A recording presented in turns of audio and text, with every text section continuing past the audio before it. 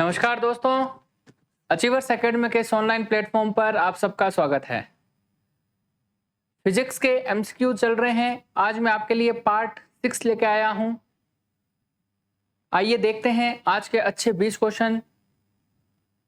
आज के जो मैं क्वेश्चन लेके आया हूं वो जिंदगी से जुड़े हुए क्वेश्चन बहुत हैं, जो अपने को देखने को मिलते हैं और ऐसे क्वेश्चन भी एग्जाम में काफी पूछे जाते हैं दोस्तों।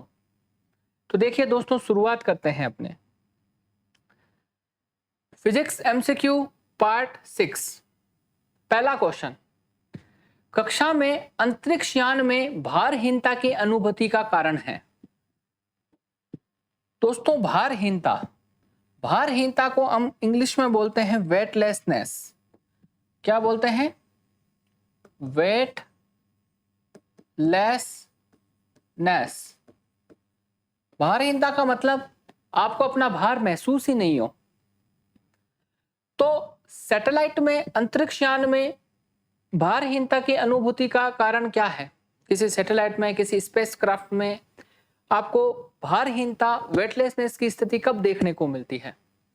जब बाहरी गुरुत्वाकर्षण का अभाव हो, यानी बाहर ग्रेविटेशनल फील्ड हो ही नहीं। बिल्कुल गलत। कक्षा में त्वरण बाहरी गुरुत्वाकर्षण त्वरण के बराबर होता है। बिल्कुल सही आंसर। इसका सबसे सही आंसर होता है कि आपकी जिस अंतरिक्ष यान में हो उसकी कक्षा में जो त्वरण है वो बाहरी गुरुत्वाकर्षण त्वरण के बराबर हो जाता है। तो इस स्थिति में भारहीनता की स्थिति अपने को नजर आती है। चीज प्रूफ भी कर सकते हैं फिजिक्स में हम। बाहरी गुरुत्वाकर्षण किंतु अंतरिक्ष यान के भीतर नहीं। गलत, ये भी गलत। कक्षा में अंतरिक्ष यान में ऊर्जा का ना होना, गलत। सबसे सही आंसर है दोस्तों, कक्षा में जो त्वरण होता है वो बाहरी गुरुत्वाकर्षण त्वरण के क्या होता है? बराबर हो जाता है, जिसके कारण व्यक्ति को भारहीनता की अनुभूति होती है। जैसे लिफ्ट में जब लिफ्ट ऊपर की ओर जाती है तो व्यक्ति को अपना भार बढ़ा हुआ महसूस होता है। लिफ्ट नीचे की ओर आती है तो व्यक्ति को अपना भार घटा हुआ महसूस होता है। यही लिफ्ट यदि एक समान त्वरण से ऊपर या नीचे जाए तो व्यक्ति को अपना भार ना तो बढ़ा हुआ महसूस होता है, ना ही घटा हुआ महसूस होता है। इसी लिफ्ट का अगर तार टूट जाए ना, तो लिफ्ट के अंदर जो व्यक्ति होता है ना, उसे अपना भार शून्य महसूस होता है। इस स्थिति को हम भारहीनता की स्थिति बोलते हैं। उस समय लिफ्ट का त्वरण गुरुत्वाकर्षण त्वरण के बराबर हो जाता है। तो ऐसे कभी क्वेश्चन आ जाए ना, तो त्वरण अगर बराबर है तो भारहीनता की स्थिति क्रिएट हो जाती है। ठीक है, वह इसका सबसे सही आंसर है। चलो, न्यूटन का पहला गति का नियम किसकी संकल्पना देता है? जो फर्स्ट लॉ है वो किसकी जानकारी देता है? ऊर्जा, एनर्जी की जानकारी देता है, कार्य, वर्क की जानकारी देता है, या संवेग, अपने को मोमेंटम की जानकारी देता है, या जड़त्व आपको इनर्शिया की जानकारी देता है? न्यूटन का पहला गति नियम संकल्पना देता है, किसकी जानकारी देता है? तो उस समय आंसर देना होता है जड़त्व की जानकारी देता है, इनर्शिया की जानकारी देता है। अब ये जड़त्व है क्या, इनर्शिया है क्या? देखो दोस्तों, न्यूटन के गति का पहला नियम अपने को क्या कहता है? वो कहता है कि कोई वस्तु जिस अवस्था में है, जिस स्टेट में है, वो उसी अवस्था में रहेगी। यदि वो गति अवस्था में तो वो गति अवस्था में रहेगी, अगर वो विराम अवस्था में है, रेस्ट स्टेट में है, तो वो विराम अवस्था में रहेगी, जब तक हम उस पर कोई बाहरी बल लगाकर उसकी अवस्था में, उसकी स्टेट में चेंज नहीं कर दे। समझ में आई बात? कोई वस्तु गति अवस्था में तो गति अवस्था में ही रहती है, विराम अवस्था में तो है तो विराम अवस्था में रहती है, जब तक आप उस पर बाहरी बल लगाकर उसकी अवस्था में, उसकी स्टेट में चेंज नहीं कर दो। यही न्यूटन के गति का पहला नियम है। और कोई वस्तु जिस अवस्था में रहती है वो किस अवस्था के कारण रहती है? वो जड़त्व के कारण रहती है। वो गुण कौन सा है जिसके कारण वो अपनी अवस्था को, अपने स्टेट को बनाई हुई रहती है ना? वो चल रही है तो चलती रहती है, रुकी हुई तो रुकी हुई रहती है। उस गुण को अपने जड़त्व बोल देते हैं। तो न्यूटन की गति का पहला नियम है वो जड़त्व की जानकारी अपने को देता है। तो द सबसे सही इसका क्या है? आंसर है। चले आगे। चलो, सूर्य की किरणें किस प्रक्रिया द्वारा पृथ्वी पर पहुंचती है? विसरण के द्वारा? नहीं। गैसें फैलती है विसरण के द्वारा। गैसें हमेशा उच्च सांद्रता से निम्न सांद्रता की ओर जाती है, हाई कंसंट्रेशन से लो कंसंट्रेशन की ओर जाती है, इसे ही हम विसरण बोलते हैं। तो गैसें नहीं, विसरण नहीं, संवहन, है ना, जिसे अपने कॉन्वेक्शन कहते हैं, संवहन के द्वारा भी नहीं, चालन जिसे अपने कंडक्शन कहते हैं, इसके द्वारा भी नहीं, विकिरण जिसे अपने रेडिएशन कहते हैं, रेडिएशन, विकिरण के द्वारा सूर्य की किरणें पृथ्वी पर पहुंचती है। चालन जिसे अपने बोल देते हैं कंडक्शन, है ना, संवहन जिसे अपने कॉन्वेक्शन कह देते हैं, और विकिरण जिसे अपने बोल देते हैं डिफ्यूजन। इन तीनों के द्वारा नहीं, विकिरण के द्वारा, रेडिएशन के द्वारा सूर्य की किरणें पृथ्वी पर पहुंचती है। इस चीज को ध्यान रखना, बहुत इंपॉर्टेंट क्वेश्चन है ये। पर्वतीय स्थलों में ठंडी तुषार, तुषार मतलब हो गया वायु, तुषार वाली रात में अक्सर पानी के पाइप फट जाते हैं। क्यों? जिस वस्तु से, भाई मान लो बहुत ठंड है और पाइप में पानी है तो वो पाइप फट जाते हैं। क्यों? इसके कारण क्या है? जिस वस्तु से ये पाइप बने होते हैं वे ठंड के कारण सिकुड़ कर फट जाते हैं। बिल्कुल गलत, ये तो कोई लॉजिक ही नहीं हुआ। पाइप के अंदर वाला पानी हिमीकृत होकर फैलता है और पाइप फट जाता है। हिमीकृत का मतलब होता है फ्रीज। देखो, पाइप के अंदर का जो पानी होता है ना, वो जम जाता है, जमने के बाद वो फैलता है, जिसका कारण क्या होता है? पाइप फट जाते हैं। बिल्कुल सही बात है ये, तो बस सबसे सही आंसर है। तुषार के कारण पाइप पर जंग लग जाती है और वे टूट जाते हैं। गलत, उपरोक्त में से कोई नहीं, तो बस सबसे सही आंसर है। देखो दोस्तों, किसी पाइप में पानी जा रहा है, आप उस पाइप को बहुत ज्यादा ठंडा कर दो, पानी जम जाएगा। जमने के बाद में उसका प्रसार होने के कारण वो क्या होगा? पाइप फट जाएगा, है ना, पाइप फट जाएगा। तो पाइप के अंदर वाला पानी हिमीकृत होकर फैलता है और पाइप फट जाते हैं। चलो, पैराशूट धीरे धीरे आता है जबकि उसी प्रकार से फेंका गया पत्थर तेजी से गिरता है। क्यों? देखो दोस्तों, मान लो ये पत्थर है, ये नीचे आ रहा है, नीचे वायु है, वायु इस पत्थर के नीचे आने का विरोध कम करेगी क्योंकि इसका क्षेत्रफल क्या है? कम है। और मान लो ये पैराशूट है, ये नीचे आ रहा है, तो नीचे जो वायु है वो इसके आने का विरोध ज्यादा करेगी। क्यों? क्योंकि इसका क्षेत्रफल, पृष्ठीय क्षेत्रफल, सरफेस एरिया ज्यादा है। तो यही कुछ कॉन्सेप्ट यहाँ पे लगता है। पत्थर पैराशूट से भारी है। गलत। पैराशूट में विशेष तंत्रों की व्यवस्था है। गलत। पैराशूट के पृष्ठ का क्षेत्रफल ज्यादा है, अतः वायु का प्रतिरोध अधिक होगा। बिल्कुल सही। पृष्ठ का क्षेत्रफल जिसे अपने पृष्ठीय क्षेत्रफल बोल देते हैं, जिसे अपने बोल देते हैं सरफेस एरिया। तो जो पैराशूट होता है उसका सरफेस एरिया ज्यादा है, इसलिए वायु का प्रतिरोध अधिक देखने को मिलेगा। वायु का जो प्रतिरोध है, रेजिस्टेंस है, वो अपने को अधिक देखने को मिलेगा। तो यहां पर सबसे सही आंसर है स। पैराशूट के पृष्ठीय क्षेत्रफल ज्यादा है, अतः वायु का प्रतिरोध अधिक होता है। द पैराशूट में विशेष तंत्रों की व्यवस्था नहीं है, ये गलत हो गया। समझ में आ गया क्वेश्चन? पैराशूट धीरे धीरे नीचे आता है जबकि उसी ऊंचाई से फेंका गया पत्थर तेजी से नीचे गिरता है प्रतिरोध के कारण। चलो, निम्नलिखित में कौन सा सबसे अधिक प्रत्यास्थ है? प्रत्यास्थ बोले तो इलास्टिक।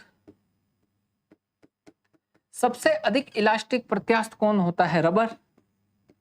नहीं, रबर नहीं होता है दोस्तों। अपने प्रत्यास्थता है क्या? किसी वस्तु को आप खींचोगे तो वस्तु वापस उसी स्थिति में आने की कोशिश करती है। इसी गुण को अपने प्रत्यास्थता बोल देते हैं, इलास्टिसिटी बोल देते हैं। तो रबर निम्नलिखित में कौन सा सबसे अधिक प्रत्यास्थ है? रबर सबसे अधिक इलास्टिक प्रत्यास्थ नहीं होता है, तो ये तो गलत हो गया। गीली मिट्टी, गीली मिट्टी भी सबसे अधिक प्रत्यास्थ नहीं होती है, तो ये भी गलत हो गया। स्टील, स्टील की बात करें दोस्तों तो क्या स्टील सबसे अधिक प्रत्यास्थ है? बिल्कुल। प्लास्टिक नहीं, प्लास्टिक नहीं है। सबसे ज्यादा अगर कोई प्रत्यास्थ इलास्टिक होता है ना दोस्तों, स्टील होता है। स्टील, स्टील होता क्या है? एक मिश्र धातु होती है, आपको पता है ना, जो कि आयरन और कार्बन के मिलाने से बनती है। कार्बन की बहुत ही कम मात्रा मिलाई जाती है, 0.25 से 1.5% तक कार्बन होता है, लगभग 1.5% तक कार्बन होता है। और इसी स्टील में अगर अपने क्रोमियम और निकल मिला दे तो इस टाइप के स्टील को हम स्टेनलेस स्टील भी बोलते हैं। इस प्रकार के स्टील को हम धब्बा रहित स्टील भी बोलते हैं, है ना। तो स्टील जो होता है वो सबसे अधिक इलास्टिक होता है, सबसे अधिक प्रत्यास्थ होता है। चलो, सूर्य की तेज रोशनी में चल रहा कोई व्यक्ति जब अंधेरे कमरे में प्रवेश करता है तो कुछ क्षण तक उसे स्पष्ट दिखाई नहीं देता है। आपके आंखों पे प्रकाश डालें बहुत तेज और आपको फिर अंधेरे कमरे में ले जाए या अचानक से सारी लाइट बंद कर दे तो आपको पहले तो स्टार्टिंग में दिखेगा ही नहीं। क्यों? आंख की पेशियां आंख के लेंस की फोकल दूरी को तत्काल समायोजित नहीं कर पाती है। बिल्कुल गलत। रेटिना कुछ समय तक उज्जवल छवियों को बनाए रखता है और क्षणिक तौर पर असंवेदी हो जाता है। गलत। आइरिस पुतली को तत्काल संकुचित नहीं कर पाता है। आइरिस पुतली को तत्काल प्रसारित नहीं कर पाता है। तो सबसे सही आंसर होगा इसका द। अपने आंखों का एक भाग होता है जिसे अपने बोलते हैं आइरिस, है ना, जिसे अपने क्या बोलते हैं? आइरिस बोलते हैं। वो पुतली को तत्काल प्रसारित नहीं कर पाता है, अचानक से प्रसार के कारण चीजें आपको सही से दिख सकेगी। तो सबसे सही आंसर इसका द होगा, है ना। क्या होगा? द। एक्सपांड नहीं कर पाता है। ठीक है, आंख का वीडियो आप देखना, उसमें आपको इसके बारे में काफी अच्छी बातें देखने को मिलेगी। शीतकाल में एक मोटी कमीज की अपेक्षा दो पतली कमीजें हमें अधिक गर्म क्यों रख पाती हैं? क्योंकि उनके बीच में एक रेजिस्टेंस की लेयर बन जाती है, प्रतिरोध की परत बन जाती है। दो पतली कमीजें अधिक मोटी हो जाती हैं, अतः ऊष्मा के संचरण को रोकती हैं। यह सेटिस्फैक्टरी आंसर नहीं है। दो कमीजों के बीच वायु की परत सुचालक के रूप में काम करती है। गलत। सुचालक मतलब कंडक्टर के रूप में काम करेगी, ये तो गलत है। अगर चालक के रूप में काम करेगी तो गड़बड़ हो जाएगा, फिर तो आपको और ठंड लगने लग जाएगी। दो कमी के बीच वायु की परत रोधी माध्यम के रूप में काम करती है। बिल्कुल, रोधी यानी कुचालक की तरह काम करेगी, एक प्रकार का रेजिस्टेंस प्रोड्यूस कर देगी जिसके कारण हमें गर्मी महसूस होगी। ऊष्मा का विकिरण नहीं होता, यह भी गलत है। तो शीतकाल में एक मोटी कमीज की अपेक्षा दो पतली कमीजें हमें अधिक गर्म क्यों रख सकती हैं? क्योंकि दो कमीजों के बीच वायु की परत, है ना, रोधी माध्यम के रूप में काम करती है। चलो, 3D फिल्में देखने के लिए प्रयुक्त चश्मों में होते हैं क्या? द्विफोक्सी लेंस, उत्तल लेंस, अवतल लेंस या पोलरॉइड? तो उसे अपने बोलते हैं पोलरॉइड होते हैं। 3D फिल्म वाले चश्मे पे पोलरॉइड की परत चढ़ी रहती है। हेलमेट होता है अच्छे वाले हेलमेट, उसमें भी पोलरॉइड की परत चढ़ी रहती है। गाड़ियों के जो आगे के शीशे होते हैं जिनसे वो देखते हैं, उन पे पोलरॉइड की फिल्म होती है। देखो, प्रकाश होता है ना, प्रकाश क्या होता है? सभी दिशाओं में से कंपन करता है।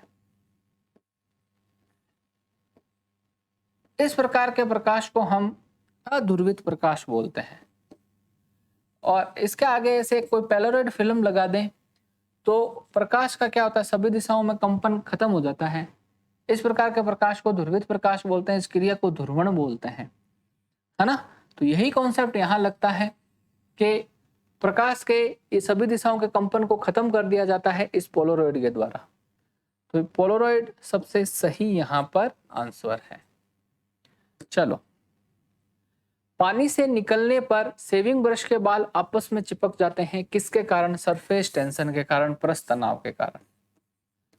देखो, द्रव का एक गुण होता है कि उसकी सतह जो होती है वो हमेशा तनाव की स्थिति में रहती है। इसे उस द्रव का पृष्ठ तनाव बोलते हैं, सरफेस टेंशन बोलते हैं। किसी द्रव का वह गुण जिसके कारण उसकी सतह तनाव की स्थिति में रहे, इसे इस द्रव का पृष्ठ तनाव कहा जाता है। ठीक है, पृष्ठ तनाव के कारण शेविंग ब्रश के बाल आपस में चिपक जाते हैं। पृष्ठ तनाव के कारण ही दोस्तों बारिश की बूंद गोल आकार की होती है। पृष्ठ तनाव के कारण ही एक पतली सुई, एक पतला धागा होता है, वो पानी पे आसानी से तैर पाता है। और इसी पृष्ठ तनाव के कारण ही क्या होते हैं? शेविंग ब्रश के बाल आपस में चिपक जाते हैं। तो सबसे सही आंसर है ए, पृष्ठ तनाव, सरफेस टेंशन। श्यानता विस्कोसिटी नहीं है।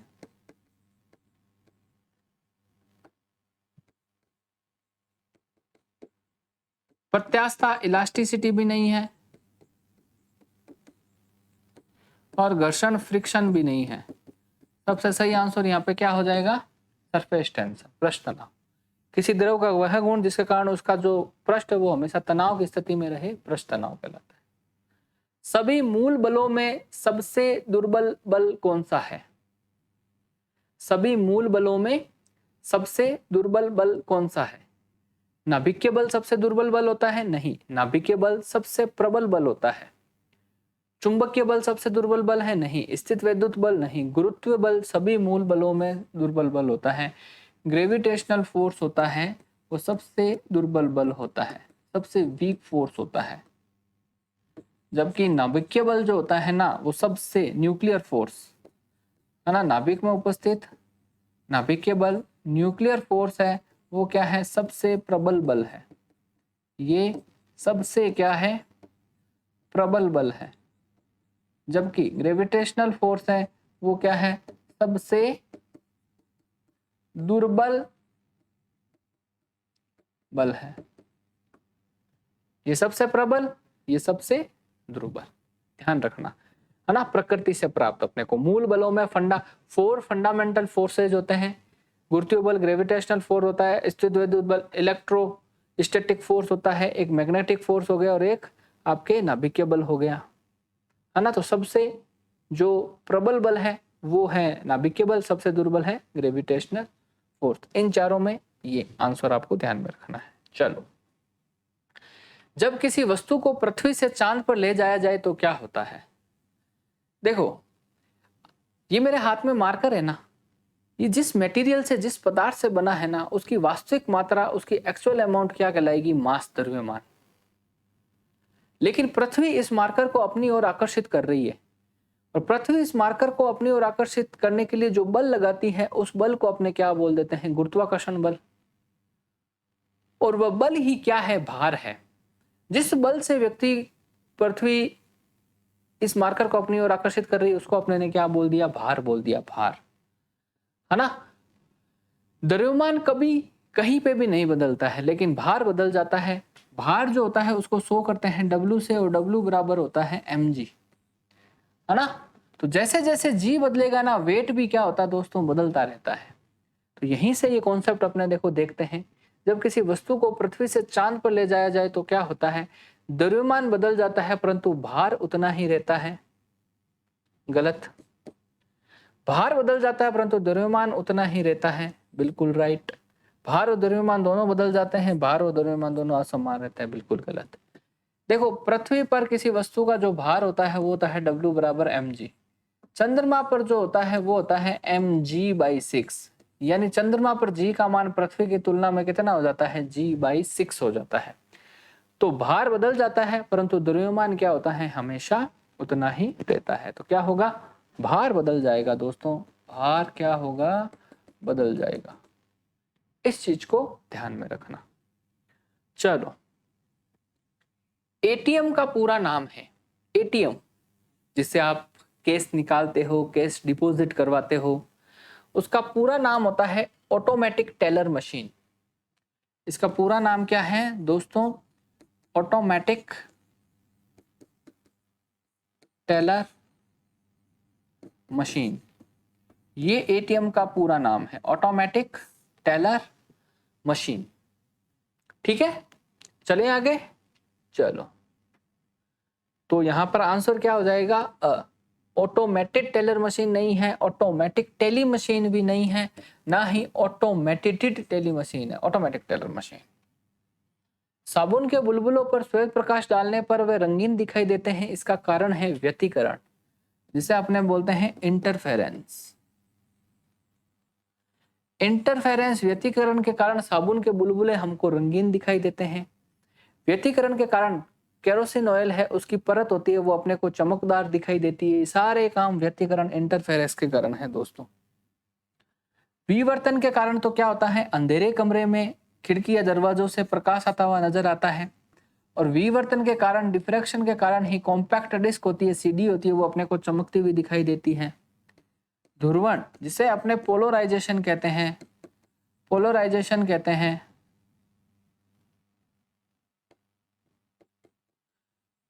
हाँ, ध्रुवण के कारण 3D चश्मे, है ना, ये जो कांच होते हैं गाड़ियों के, हेलमेट के, ये काम करते हैं, जिसके कारण अपने आंखों पर चकाचौंध उत्पन्न नहीं होती है। कोई वस्तु जिस रंग की होती है वो उस रंग की परावर्तन की घटना के कारण दिखाई देती है।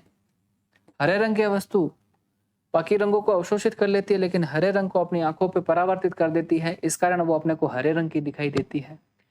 तो व्यतिकरण जो होता है उसके कारण साबुन के बुलबुले पर श्वेत प्रकाश डालने पर रंग दिखाई देते हैं, वो रंगीन दिखाई देता है, उसके कलर्स दिखाई देते हैं। यही ऑयल पर होता है, तेल पर होता है, व्यतिकरण की घटना है। ये समझा रखा है मैंने लाइट चैप्टर में, आप प्लेलिस्ट में जाके पढ़ सकते हो इस चीज को। अवतल लेंस से हमेशा निम्नलिखित में से कौन सा प्रतिबिंब बनता है? देखो, अवतल लेंस होता है जिसे अपने कॉनकेव लेंस बोलते हैं, उसमें प्रतिबिंब हमेशा आभासी बनता है, वर्चुअल बनता है, वस्तु से छोटा बनता है, सीधा बनता है और हमेशा हमेशा F1 और प्रकाशित केंद्र F1 की ओर बनता है, सॉरी, है ना, F1 प्राथमिक फोकस की तरफ बनता है। तो यहां पर क्या आंसर होगा? आभासी और सीधा। कैसा बनेगा? वर्चुअल और इरेक्ट बनता है, इरेक्ट, आभासी और सीधा बनता है। तो बस सबसे सही आंसर है। वास्तविक और सीधा गलत, वास्तविक और अधोशीर्षी गलत, आभासी और अधोशीर्षी गलत, आभासी और सीधा बनता है। अवतल लेंस से हमेशा निम्नलिखित में से कौन सा प्रतिबिंब बनता है? आभासी और सीधा, वर्चुअल और इरेक्ट। शोर को किस में मापा जाता है? देखो दोस्तों, ध्वनि को मापा जाता है डेसिबल में, डेसिमल नहीं, डेसिबल में। सामान्य बातचीत करते हैं तो वो ध्वनि 30 से 40 डेसिमल होती है। इससे ऊपर की कंडीशन में फिर शोर शराबे में वो आने लग जाती है ना। 75 डेसिबल से अधिक की ध्वनि अपनी आंखों को प्रभावित भी करती है, आदमी बहरा भी हो सकता है। और ज्यादा डेसिबल हो तो आदमी पागल भी हो सकता है, ठीक है ना। तो वाट की बात करें तो वाट तो मात्रक होता है शक्ति का, ये तो गलत है। रैम भी नहीं है, ये भी गलत है। सेंटीग्रेड भी नहीं है, डिग्री सेंटीग्रेड सेल्सियस, ये भी गलत है, तापमान का मात्रक है।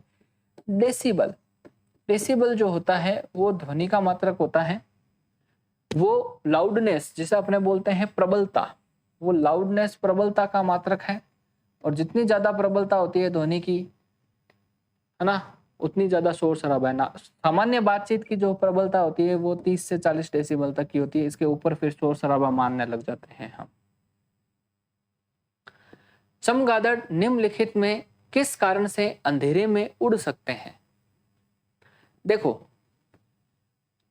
मनुष्य जो होता है ना वो 20 हर्ट्ज से 20,000 हर्ट्ज तक की आवृत्ति की ध्वनि तरंगों को सुन सकता है। 20 हर्ट्ज से कम आवृत्ति की ध्वनि तरंगों को वो नहीं सुन सकता, लेकिन कुछ जानवर होते हैं जैसे हाथी वगैरह, वो उनको सुन लेते हैं। 20,000 हर्ट्ज से ऊपर की तरंगों को भी मनुष्य नहीं सुन पाता है, लेकिन कुछ जानवर होते हैं जैसे चमगादड़ वगैरह, वो उसको सुन सकते हैं या उसको महसूस कर सकते हैं। तो 20,000 हर्ट्ज से ऊपर की जो तरंगे होती है वो पराश्रव्य तरंगे होती है, उन्हें हम अल्ट्रासोनिक वेव्स बोलते हैं। तो यहीं पे यही कॉन्सेप्ट लगेगा। वे अंधेरे में वस्तुओं को देख सकते हैं? नहीं, उनकी टांगे कमजोर होती हैं और वो भूमि पर बख्शी उन पर आक्रमण कर देते हैं, इसलिए वो उड़ते रहते हैं। ये तो कोई कॉन्सेप्ट ही नहीं हुआ। वे रोशनी की कौंध उत्पन्न करते हैं? नहीं, वे पराश्रव्य ध्वनि तरंगे उत्पन्न करते हैं। और यही तरंगे जो होती है वो सुन भी सकते हैं, उत्पन्न भी। यही तरंगे क्या होती है, आगे टकराती है और टकरा कर वो उनके कानों पर वापस पड़ती है, तो उनको समझ में आता है अरे सामने कोई ना कोई अवरोध है, इसलिए मुड़ जाओ। इसलिए वो क्या होता है, मुड़ जाते हैं, है ना। मान लो ये चमगादड़ जा रहा है ना, इसने ये तरंगे उत्पन्न की, ये तरंग इससे टकराई, वापस इसके पास में आई, क्या यार अवरोध है, तो वो यहाँ से होकर चला जाएगा। ये चीज है। तो वे पराश्रव्य ध्वनि तरंगे उत्पन्न करते हैं, द आंसर होगा। पृथ्वी के गुरुत्वाकर्षण क्षेत्र की तीव्रता अधिकतम होती है कहां पर? आपको सबसे अधिक गुरुत्वीय त्वरण कहां देखने को मिलता है? देखो, जी जो होता है वो पृथ्वी से ऊपर जाने पर व नीचे जाने पर हमेशा कम होता है, और जी पृथ्वी के केंद्र पर 0 होता है। जी का मान ध्रुवों पर सबसे अधिक होता है और जी का मान विषुवत रेखा पर सबसे कम होता है ना। विषुवत रेखा जिसे भूमध्य रेखा, इक्वेटर लाइन भी बोलते हैं। तो बात तो गलत हो गया। सबसे अधिक पोल्स पर, ध्रुवों पर अपने को, है ना, गुरुत्वाकर्षण क्षेत्र की तीव्रता अधिक देखने को मिलेगी। पृथ्वी के केंद्र पर तो 0 होती है, विषुवत रेखा पर क्या होता है, मिनिमम होता है, ध्रुवों पर मैक्सिमम होता है, भूपृष्ठ पर डिपेंड करता है कहाँ पर है, उस हिसाब से होगा। तो ध्रुवों पर सबसे अधिक देखने को मिलता है।